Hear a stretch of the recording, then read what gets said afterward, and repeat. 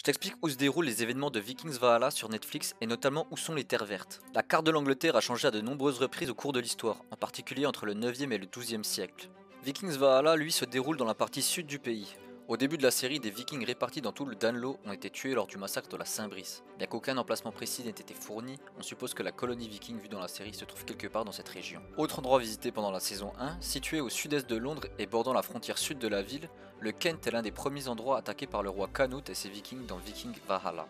Ensuite, la ville de Londres dans Viking Valhalla est là où elle a toujours été, dans la partie sud de l'Angleterre. Elle est située au centre, entre le Mercia, le Danelaw et le Wessex, qui étaient tous unifiés sous le royaume d'Angleterre dans les décennies précédant les événements de la série. Finalement, les terres de Mercia s'étendent du nord de Londres aux environs de Chester et approximativement de Chilbury à l'ouest à Warwick à l'est. Comme pour la colonie du Danelaw, aucun lieu précis n'a été donné quant à l'endroit où la reine du Danemark s'est rendue en Mercia. Pour finir, pour savoir où sont les terres vertes dans Viking Valhalla, la réponse est assez courte en fait. Les terres vertes est la traduction de Greenland en anglais, Greenland qui est plus tard devenu le Groenland. Les terres vertes dont parle Leif dans Viking Valhalla sont donc le Groenland au-dessus de l'Islande. N'oublie pas de t'abonner, on se donne rendez-vous le 12 janvier pour la saison 2 de Viking Valhalla.